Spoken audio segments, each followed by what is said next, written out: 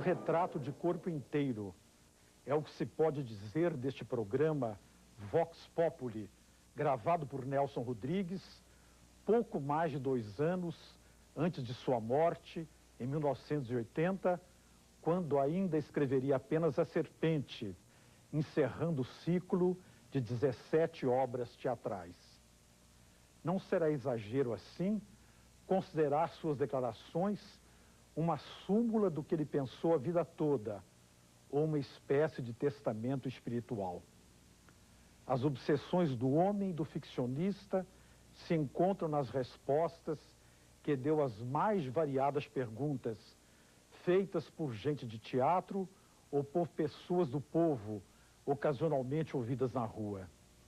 Nelson se define como um romântico, um Pierrot do Meyer, e reitera que sua dramaturgia é uma meditação sobre o amor e sobre a morte. Os paradoxos que às vezes espantam os leitores estão presentes nesse depoimento, desde a afirmação segundo a qual toda mulher gosta de apanhar, ou retificando, só normal, até a educação sexual deve ser dada para preás, cabritos e cachorros, enquanto o ser humano precisa receber educação amorosa.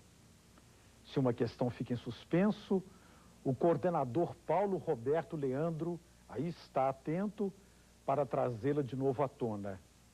E se acaba por perceber que, para Nelson, o jogo amoroso comporta tudo, não se restringe à anedota. No campo da política, Nelson quer liberdade, no seu dizer, mais importante do que o pão. Ele se mostra consciente da contribuição que deu ao palco e o faz ser considerado o maior dramaturgo brasileiro.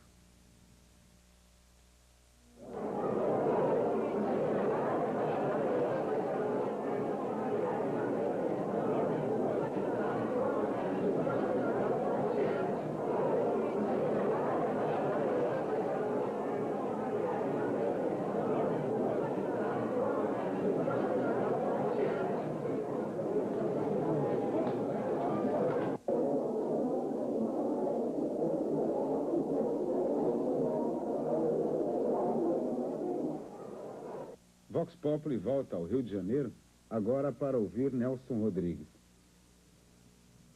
Nelson, você poderia rapidamente traçar o seu perfil? O meu perfil? Eu sou um romântico, um Pierrot do Meyer, sou um homem que acredita no amor eterno. Ou o amor o eterno se acaba, não era amor.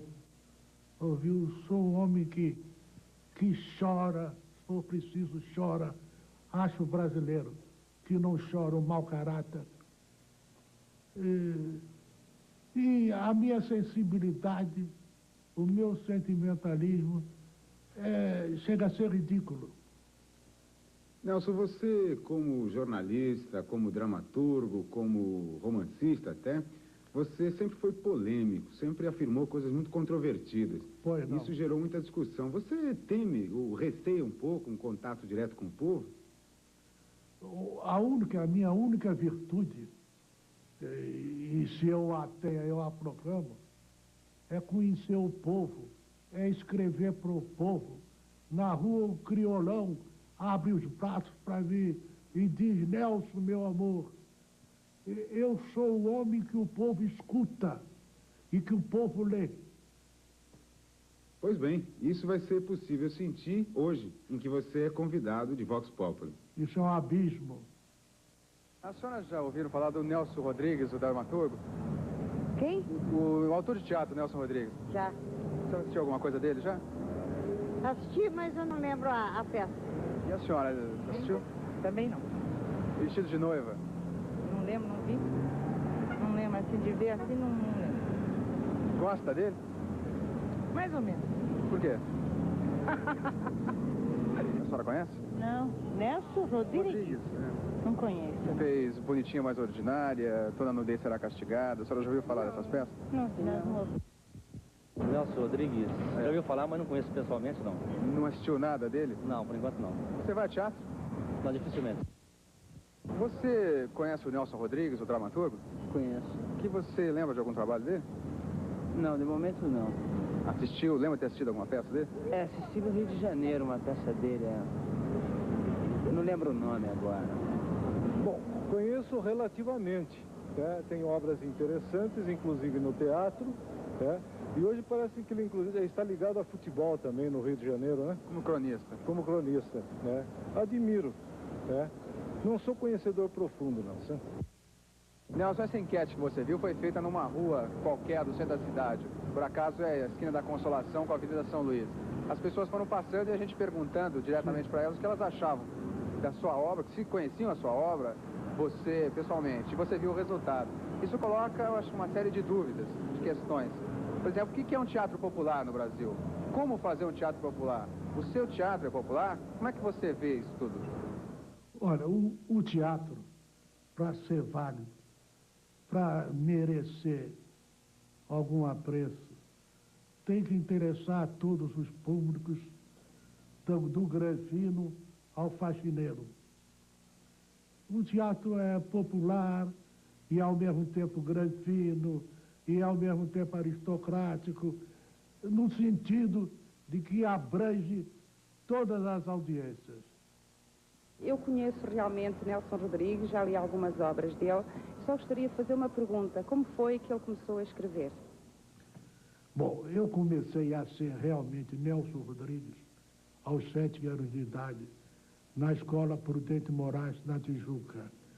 A professora que mandava a gente escrever sobre uma estampa de vaca, por exemplo, sobre pintinhos, mandou a gente fazer uma história da própria imaginação. E então eu tirei o primeiro lugar com outro menino. O outro menino fez um passeio do Rajá no seu elefante.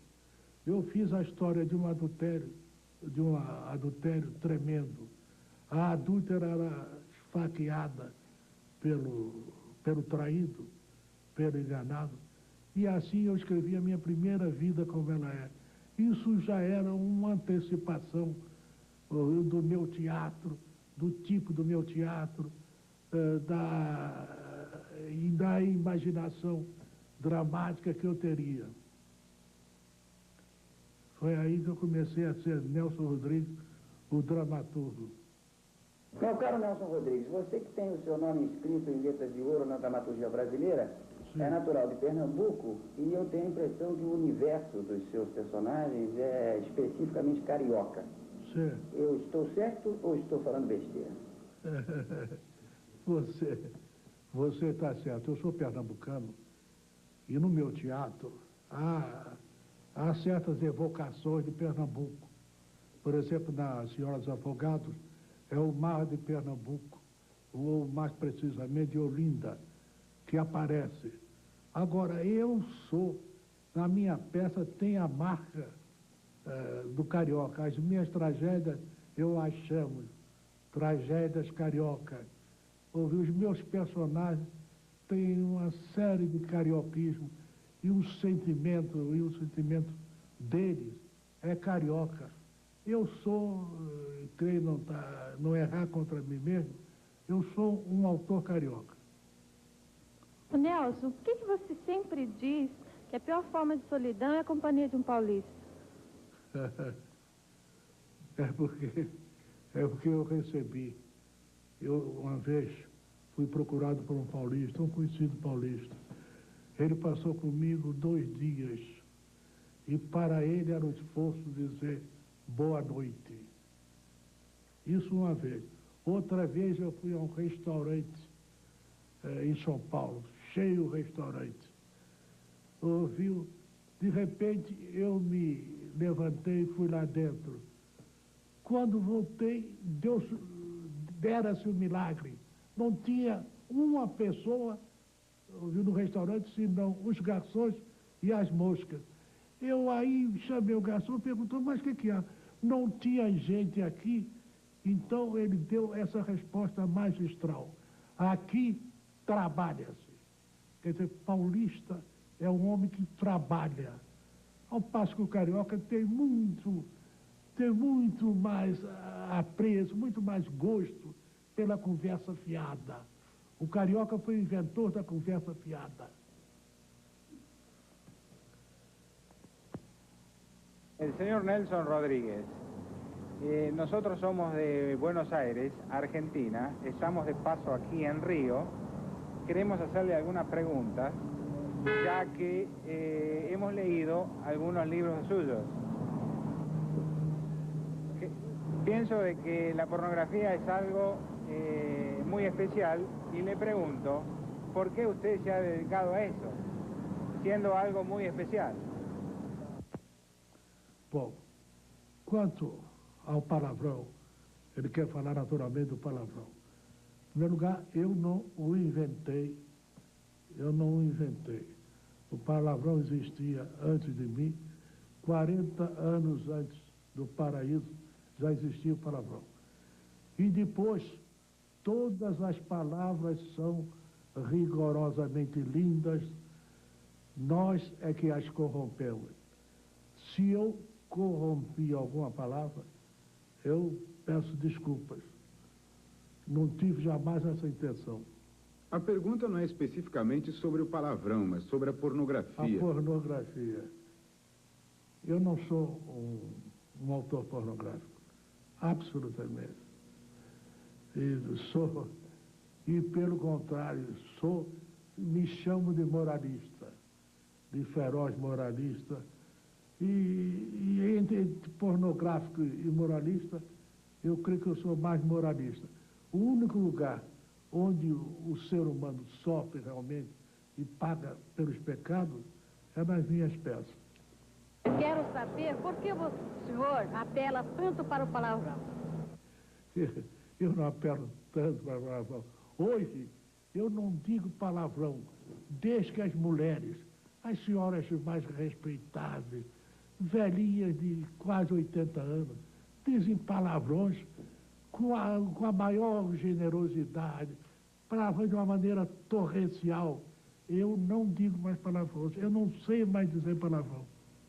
A minha conversa corrente, no dia a dia, não tem palavrão. Eu suprimi palavrão a partir do dia em que as mulheres passaram a dizê-lo às dúzias.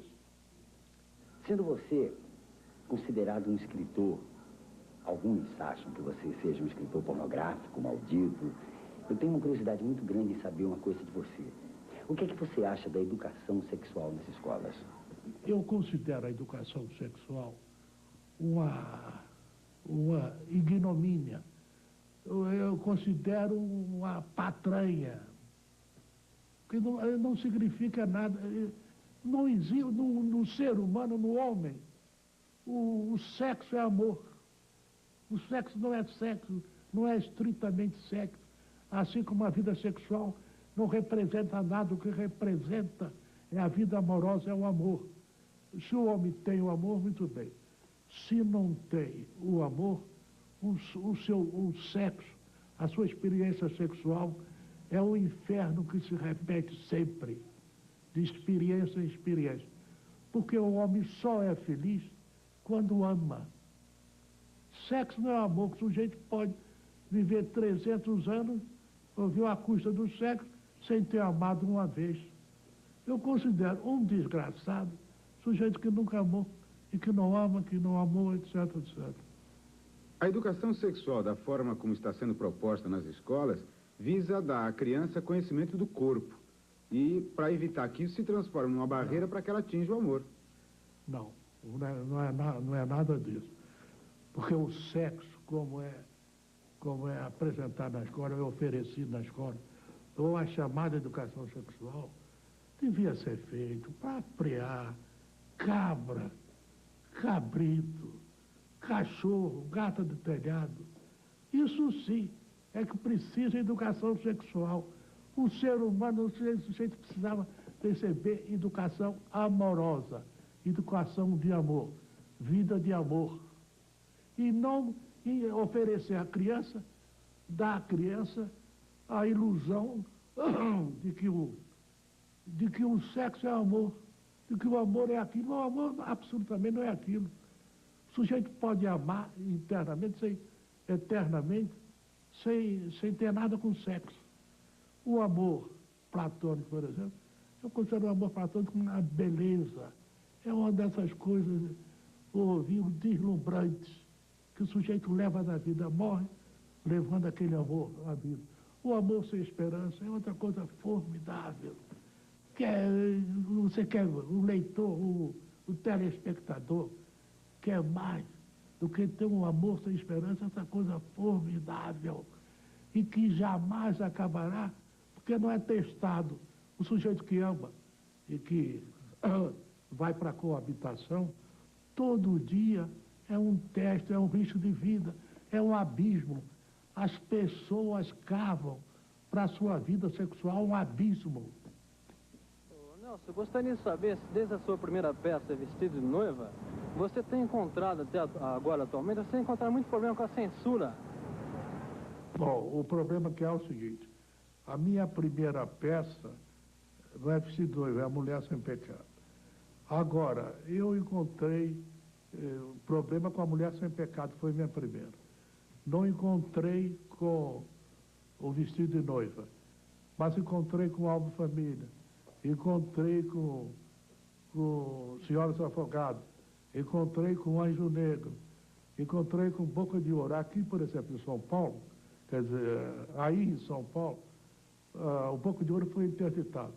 E depois removeram essa interdição, deixou de valer e a peça foi apresentada. Agora, eu sempre fui olhada pela censura, mais ou menos de alto a baixo, com maior desprazer e desprezo. O senhor é uma pessoa que se posiciona sempre contra as manifestações populares, as reivindicações coletivas, ironizando as passeatas e as pessoas que delas participam. Ora, o senhor é um dos autores que mais sofreu com a ação depredatória da censura. Qual a forma de luta possível que o senhor entrevê contra este mal? Em primeiro lugar, eu não sou absolutamente contra todas as manifestações populares. Eu direi que sou a favor de quase todas. Agora, o negócio das passeatas, a passeata é uma coisa, em primeiro lugar, de um ridículo atroz. Eram os filhos da grande burguesia. Nunca houve na passeata, nunca foi visto na passeata um negro. As passeatas eram granfinas, eram os gozadores. Agora, e esses gozadores, ainda tinha o pior mal desses gozadores, é que eles não falavam do Brasil. Eles falavam de Cuba, falavam do Vietnã, falavam do Terceiro Mundo, falavam de qualquer coisa. O Brasil não existia para eles. Eu vi a rua do ouvidor, não existia para eles. Eles pichavam em Cuba, Vietcong, está toda a parede. Agora, brasileiro, não botava brasileiro nas paredes. Achavam que o povo do brasileiro não é digno de pichar uma parede. Então, eu sou contra, são as manifestações falsamente populares, só isso. Agora, a pergunta indagava também de você, Nelson, que forma você vê de luta contra a censura? Contra a censura?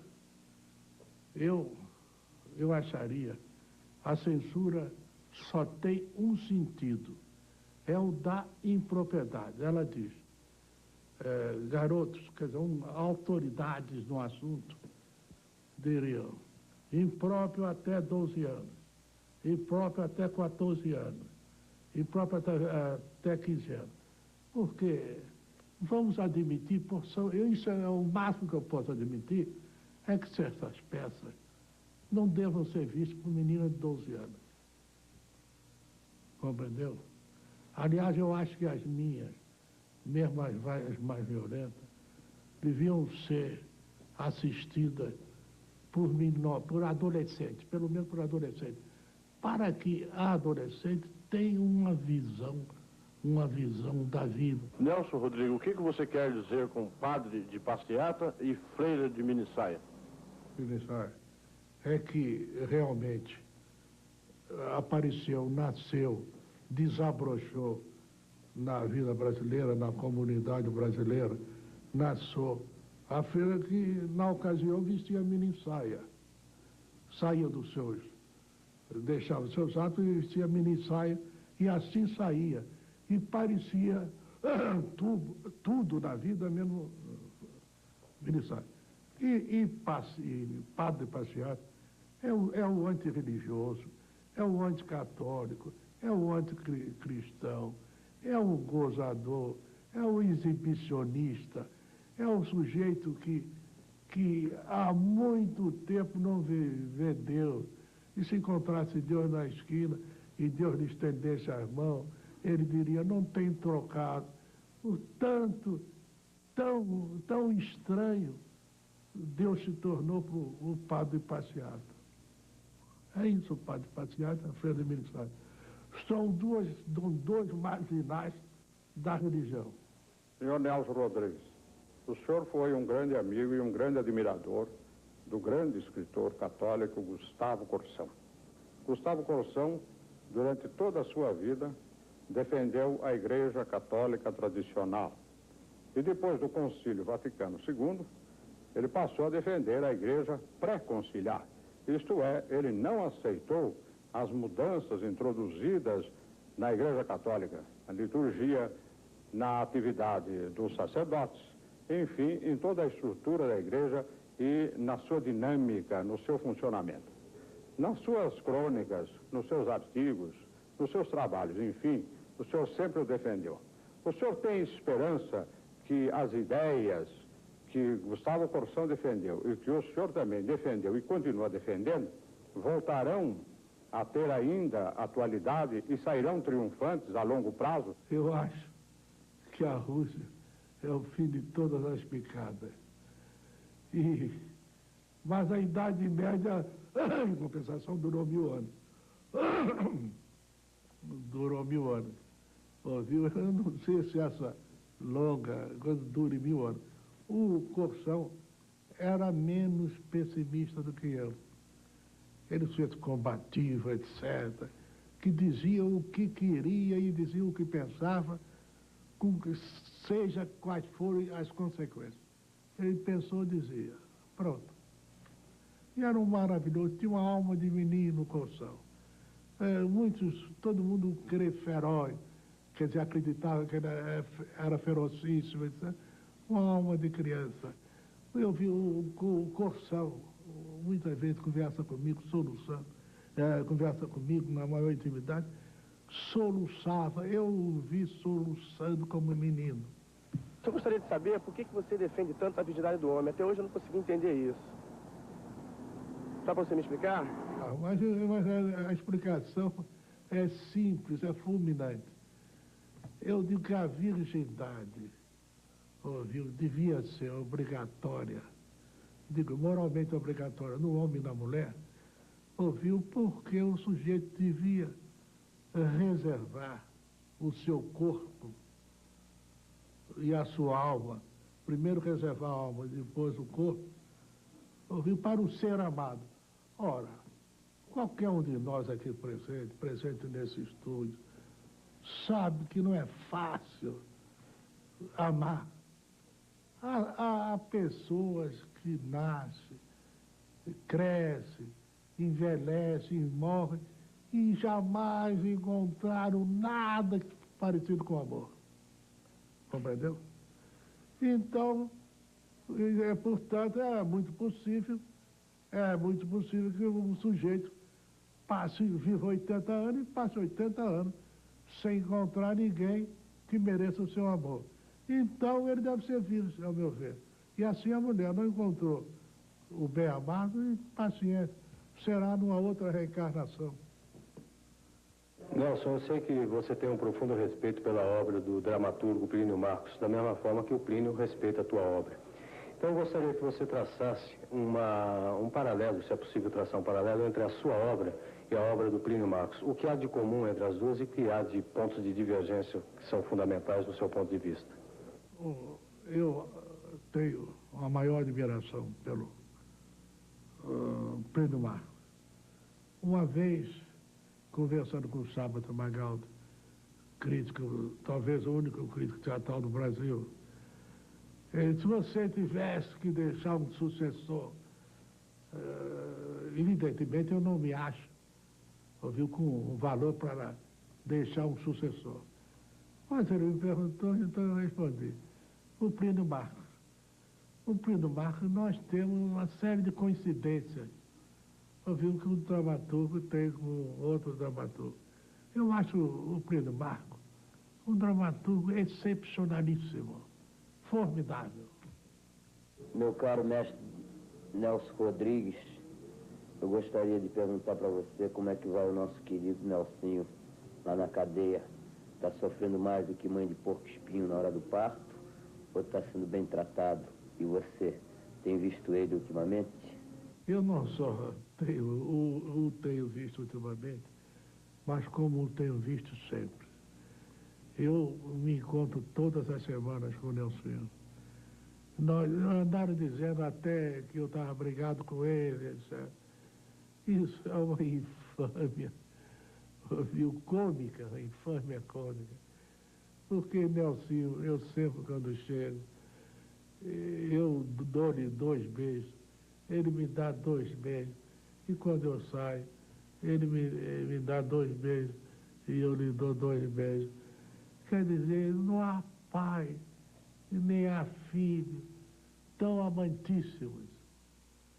E o problema é muito simples, é que eu penso de uma maneira, o Nelsinho pensará de outra. Isso é um direito líquido que ele tem. Eu sou um sujeito, ouviu, que acho que a liberdade é mais importante do que o pão. Sobretudo a liberdade de pensar. Então o Nelsinho pensa e eu penso, pronto. E o amor entre os dois é cada vez maior, se é que ele pode aumentar, ouviu? E continuará assim até que um dia eu morra e ele ficará comigo, ficará com o amor que teve por mim, etc. Nelson, você defende a anistia porque seu filho está preso? Se ele não estivesse, você manteria a mesma posição? Meu filho também é gente, também merece a anistia, esse é que é o fato. E eu sou a favor da anistia, eu sou a favor. Eu sou contra o ódio. Eu tenho horror do ódio. Compreendeu? Eu não sou comunista, mas sou anticomunista. Mas não tenho ódio, nem dessa coisa que eu mais abomino, que é o comunismo. O comunismo como o praticam, como nós o conhecemos, por exemplo, o socialismo. O socialismo será, e no seu estado ideal, um doce de coco, mas o socialismo, como nós o conhecemos e o vemos praticado, quer dizer, um socialismo totalitário, isso é uma coisa ignóbil. E me admira que um socialista totalitário tenha um descaro monumental de falar em liberdade. Mas o cara fala em liberdade, o cara engoliu o pacto germânico soviético, o pacto engoliu a escravidão, a castração espiritual de povos inteiros e vem falar em liberdade para cima de mim. Nelson, você que é considerado um dos maiores dramaturgos do nosso país e talvez o melhor dramaturgo do nosso país, você que nas suas peças aborda temas sociais, políticos, sexuais, enfim, você que preza tanto a liberdade nas suas peças, por que você, quando você deixa de ser o dramaturgo, você como homem que escreve, as suas ideias são totalmente contraditórias e você realmente pode até ser chamado de reacionário? O problema é o seguinte, quanto ao fato de eu ser chamado de reacionário, eu próprio escrevi um livro e coloquei no livro reacionário. Eu sou reacionário. E explico por que sou reacionário. Porque eu sou pela liberdade. Como eu já disse, acho a liberdade mais importante que o pão. E o seu reacionário, porque o não reacionário é o comunista, por exemplo.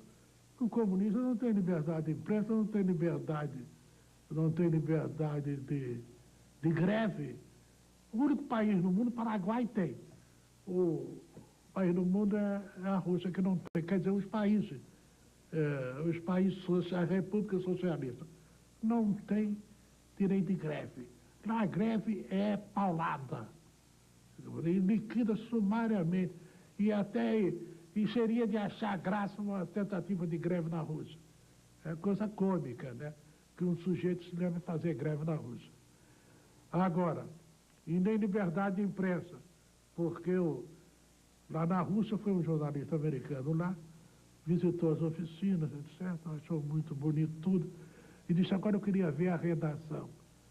E aí é que ele soube, caiu-lhe a cara no chão, ele soube que os jornais da Rússia não têm redação. Redação para quê? Para escrever, o negócio já vem escrito. Para pensar, o negócio já vem pensado. E, portanto, não tem.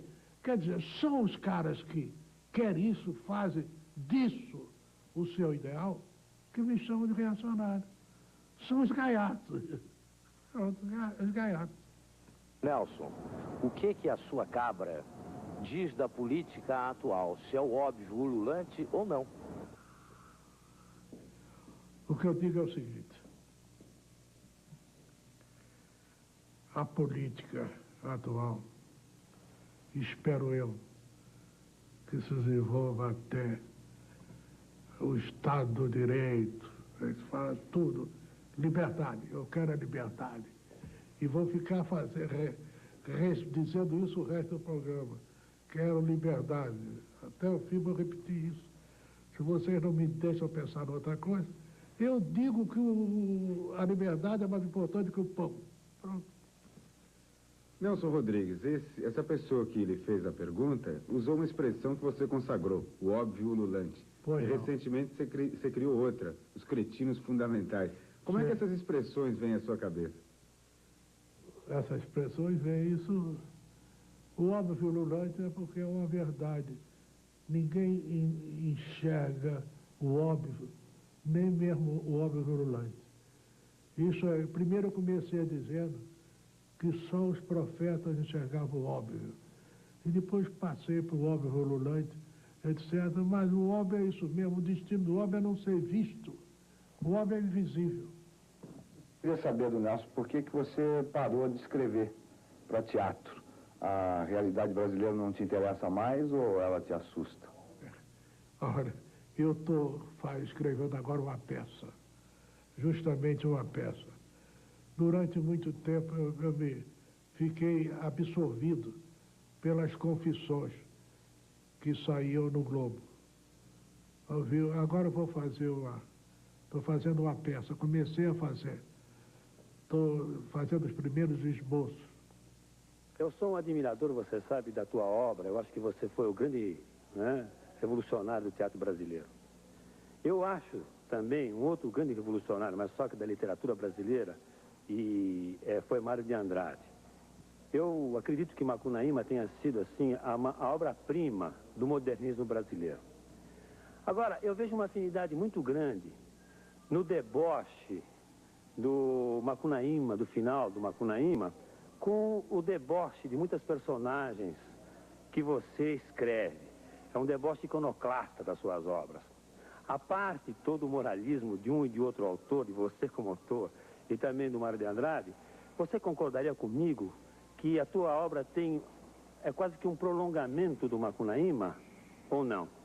Eu teria, se teve uma influência, não foi influência, foi uma coincidência. Porque há, entre um autor e outro, coincidências inumeráveis. Às vezes o sujeito aqui está fazendo uma coisa parecidíssima com uma que o chinês está fazendo, ouviu? De forma que se há, ouviu, aí esse cinismo que Mário de Andrade foi buscar na vida, eu também fui buscar na vida. Eu gostaria de saber, Nelson Rodrigues, por que você pinta a vida tão triste, tão dramática? Será que não existe coisas boas nesse mundo? Suas peças estão cheias de personagens angustiados, pessimistas. Você se considera um otimista ou um pessimista? Paulo, o problema é o seguinte. A vida, como nós a vivemos, como nós a vemos, não é, como eu dizia pouco atrás, não é um piquenique, não é um arroz doce, não é um doce de coco. O Otto Lara Rezende, por exemplo, ele dizia para mim, o homem é triste porque morre. Eu disse, não, Otto, o homem é triste porque vive. Toda vez perguntaram, por que você é triste? Por que você escreve coisa tão triste, coisa tão dramática? Eu direi, eu faço isso contra a vontade porque eu vivo. Eu nasci. Foi o fato de ter nascido um dia, eu nasci. Então, eu escrevo assim. Porque eu não posso escrever de outra maneira, porque eu não posso falsificar a vida, eu não posso falsificar o homem é triste, e cada vez mais triste porque vive. Esse é o fato. Eu não inventei a tristeza, eu não inventei a angústia. Você tem a angústia sempre. A angústia o acompanha, o primeiro homem que houve no mundo, ouviu já acordou dando chutes em todas as direções, ouviu furioso por ter nascido, ele não queria. Esse é o caso.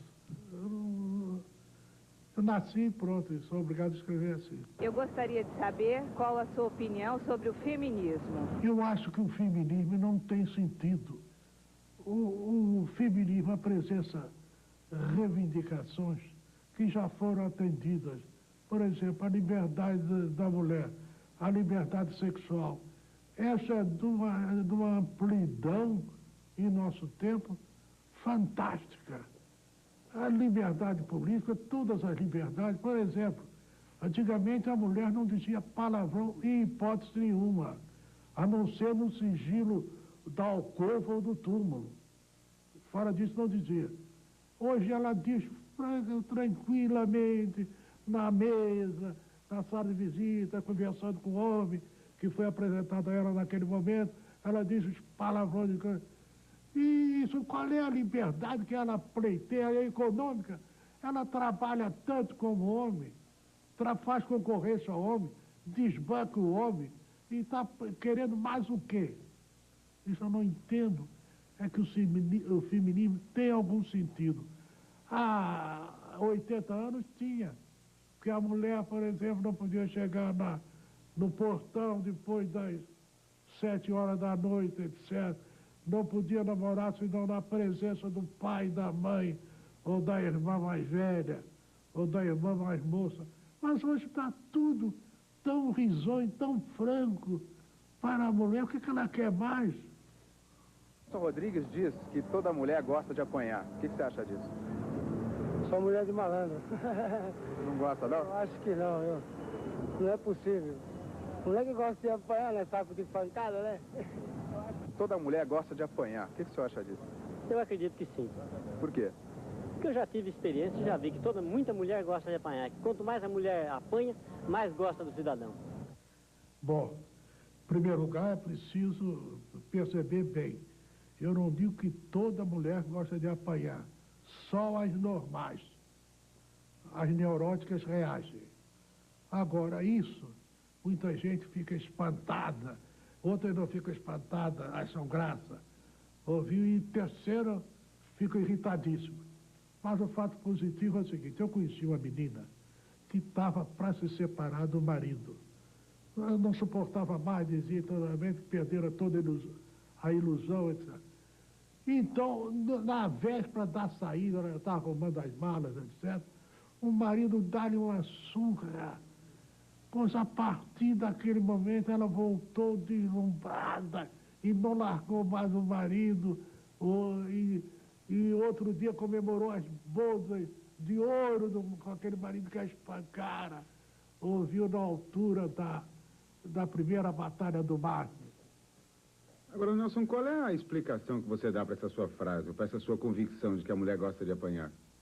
É um jogo amoroso, que permite uma série de reações que a vida real, a vida comum, a vida prática, o dia a dia, não conhece.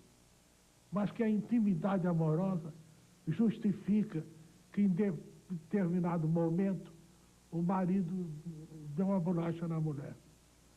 Ela devia ficar horrorizada, ela devia sair gritando, canalha, canalha. Mas isso, em quantos casos? Eu contei o caso desse casamento que se refez porque a mulher levou uma surra. Eu simplesmente estou registrando aqui o fato e outros fatos. Eu poderia fazer aqui uma estatística de fatos da vida real, etc.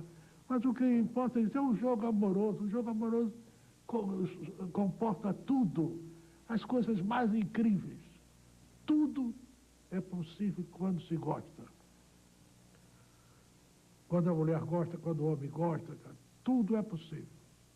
O Nelson Rodrigues diz que toda mulher gosta de apanhar. Queria que você comentasse essa frase. Eu acho que tem muita mulher que gosta de bater também. A mulher gosta de apanhar? Ah, sabe, eu acho muito relativo. Já sabe, se precisar, pode bater, tudo bem.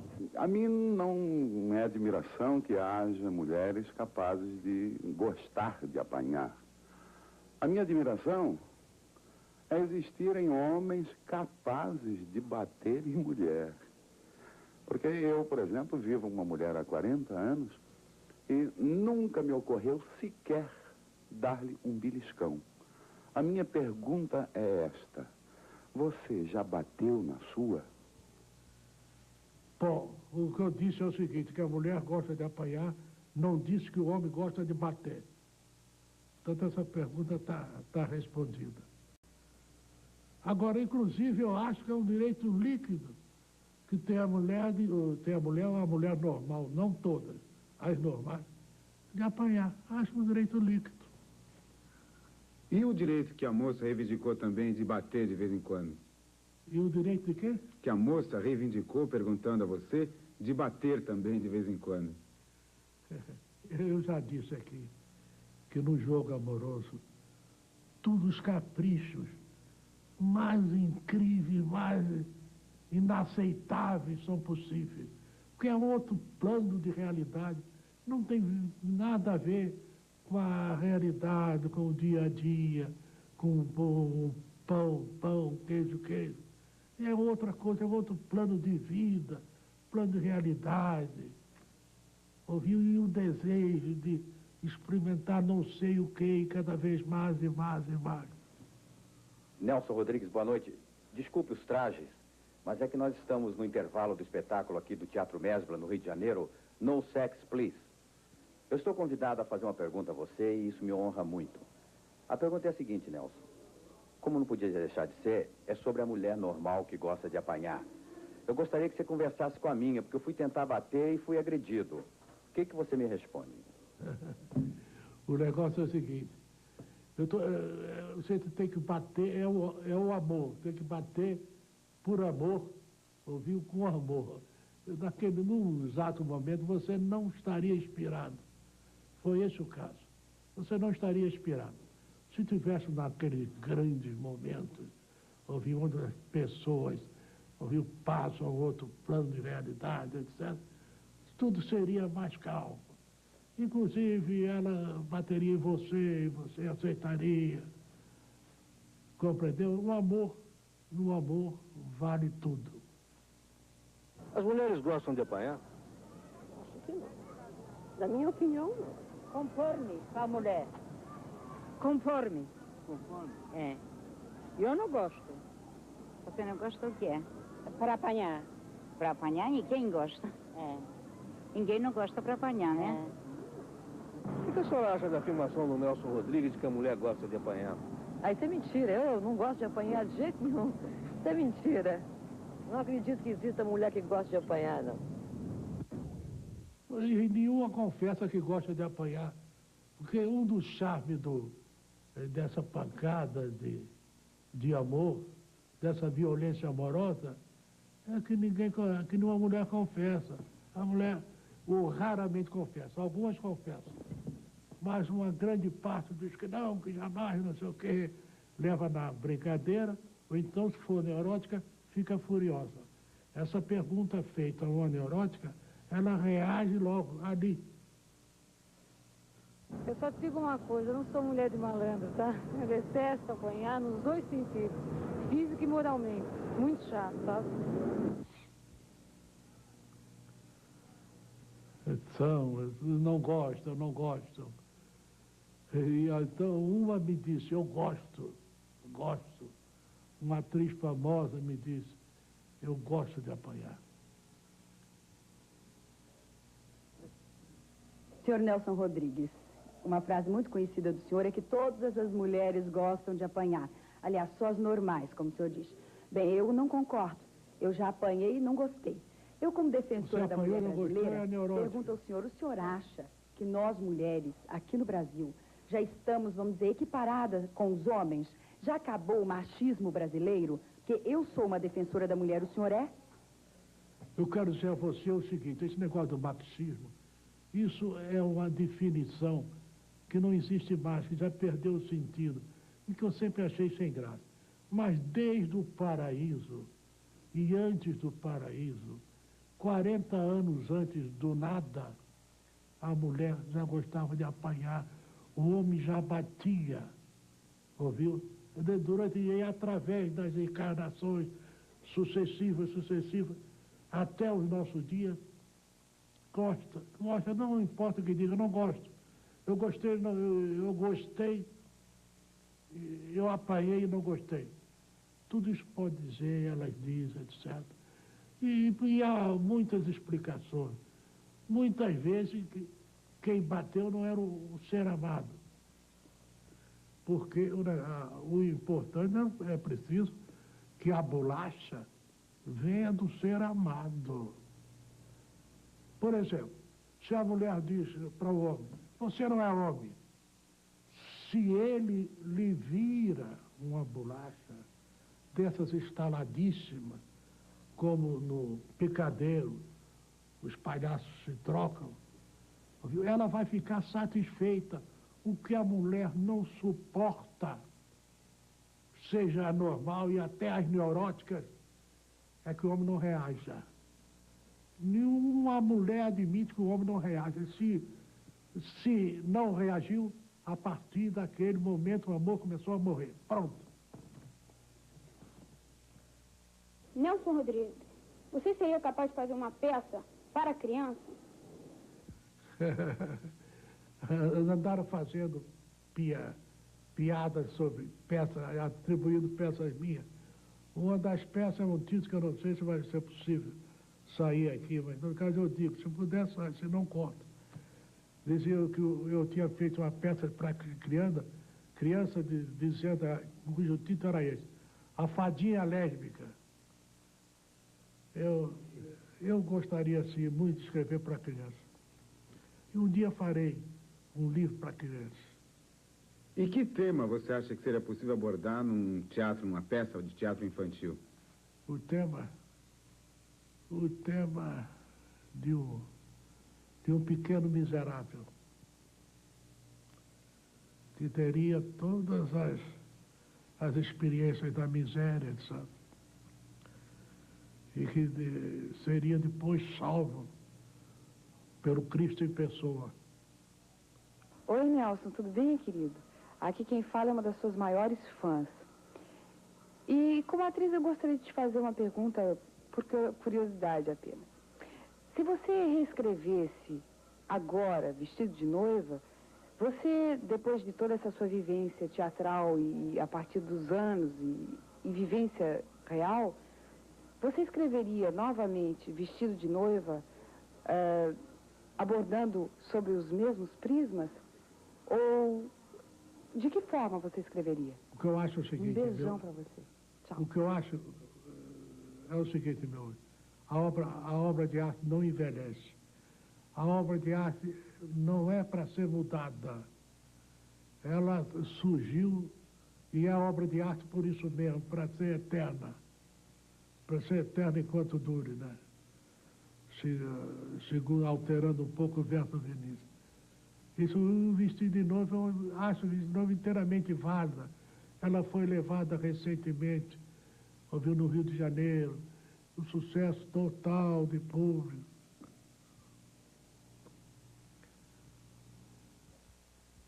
Lembra de algum trabalho dele? Nelson Rodrigues, O Véu da Noiva, se não me engano. E como cronista esportivo? Como cronista esportivo, eu tenho ouvido comentário nas rádios sobre que ele acha o futebol do Rio de Janeiro o melhor futebol do mundo. E não é verdade. O nosso querido torcedor está mal informado. Não é o futebol do Rio de Janeiro que é o melhor do mundo. É o futebol do Brasil. Futebol do Rio, futebol de São Paulo, do Rio Grande do Sul, do Brasil inteiro, é o melhor do mundo. Só os cretinos fundamentais é que não acham assim. O sujeito querendo saber se o sujeito é cretino fundamental ou não, pergunta. Futebol brasileiro é o melhor do mundo? Ele aí dirá, se for cretino, não, não é o melhor do mundo. Pronto, é o cretino já definido por si mesmo. A gente se encontra toda semana na página 2 da edição de esportes do Jornal da Tarde e há tempos eu quero lhe fazer esta pergunta. No passado, o crioulo jogador de futebol era um marginal, mas você colocou sobre seus ombros um manto real, ungiu com adjetivos santificados e imortalizou muitos desses doces crioulos seus. Lembro-me que o cronista Nelson Rodrigues transformou em verdadeira tragédia grega as mortes de Maneco, o Saci de Irajá, Fausto, a Maravilha Negra. Por que o dramaturgo Nelson Rodrigues jamais se socorreu do cronista esportivo Nelson Rodrigues para aumentar o espectro de sua dramaturgia, acolhendo esses seus crioulos imortais, trágicos e doces? Olha aí, o nosso amigo, você, meu amigo, está sendo uma negra injustiça comigo. Eu tenho uma peça, A Falecida, que trata justamente de um torcedor de futebol, que era vascaíno, que termina a peça dando um casaca, ouviu, em honra do Vasco. E que é uma peça, é uma das minhas melhores peças, considerada uma das minhas melhores peças, e é o Vasco, e trata de um jogo, o final Vasco e Fluminense, se não me engano, é a decisão do título. Pois é, eu já me socorri do cronista esportivo que há em mim. Mas a questão, Nelson, pedi a você que explicasse por que você nunca usou o personagem jogador de futebol como um dos protagonistas, um dos personagens das suas peças. Bom, eu usei o torcedor, mas eu farei uma peça do jogador. Um jogador que acaba triturado, ouviu, pela engrenagem do sucesso, da glória, do dinheiro. Qual a contribuição que você acha que deu ao teatro brasileiro? O que foi que você trouxe de novo para ele e o que representa, na verdade, a sua dramaturgia? Bom, a minha contribuição para o teatro brasileiro, em primeiro lugar, um certo sentimento trágico do Brasil. Compreendeu? Eu sou tragédia carioca. Não é só tragédia carioca, é tragédia, digamos assim, brasileira. Isso é horror. Em segundo lugar, houve uma noção de uns tantos valores. Ouviu? E em terceiro lugar, o meu mau gosto. Eu tenho um mau gosto agressivo, mas que não abdico dele. Eu acho que ele faz parte da obra de arte que deve ser imperfeita. Não sou contra a obra de arte perfeita. Não, a perfeição não tem nada a fazer junto ao artista. Perfeição é uma virtude de menina, tocadora de piano, etc. Não de fazedora de bordado. Mas a perfeição não tem nada a ver com o artista, com um verdadeiro artista poderoso, violento, brutal. Ouviu? E esse é o caso, é o meu caso. Eu tenho um mau gosto, esse mau gosto a que eu não renuncio. Ouviu? Tenho também a linguagem.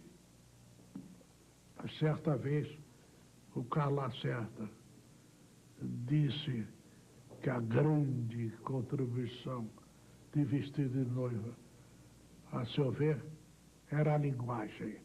De fato, eu acho que é importantíssima na minha obra a linguagem.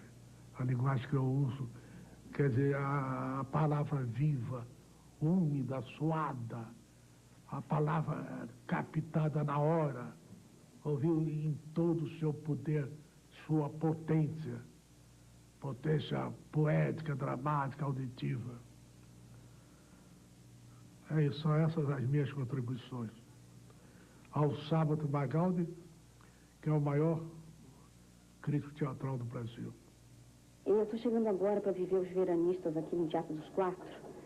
E estou chegando profundamente tocada, porque estou vivendo na televisão um personagem que eu sinto muito rodriguiano, que é uma novela do Gilberto Braga, o Dancing Days. E acabei de ler um capítulo sobre a morte. A morte é uma coisa muito marcante na tua obra. Eu queria que você me falasse da tua relação com a morte. A morte, eu disse certa vez que a minha obra é uma meditação sobre o amor e sobre a morte. Desde garoto que eu sou um deslumbrado pela morte. Antigamente se usava enterro puxado a cavalo com crepe, penacho. Eu achava aquilo lindo, fabuloso. O porteiro tinha uma cartola. Uma vez um porteiro ouviu que não comia desde a véspera, nem café pequeno, o porteiro caiu. Então foi levar o porteiro correndo, na hora saiu o enterro, lá o defunto esperando, furioso, levaram o porteiro, lá o cocheiro, lá para dentro. Ele disse que eu estou com fome, deram a ele um prato fundo de feijão com arroz. Ele comeu, de repente vira-se para a turma, pergunta, tem uma pimentinha? Isso era a morte para mim. Mas essa coisa formidável, aquela coisa férica, ouviu? Aquelas chamas todas, aquelas luzes. Tudo isso eu achava formidável quando era garoto. Isso, o meu teatro está todo ele varado de círios.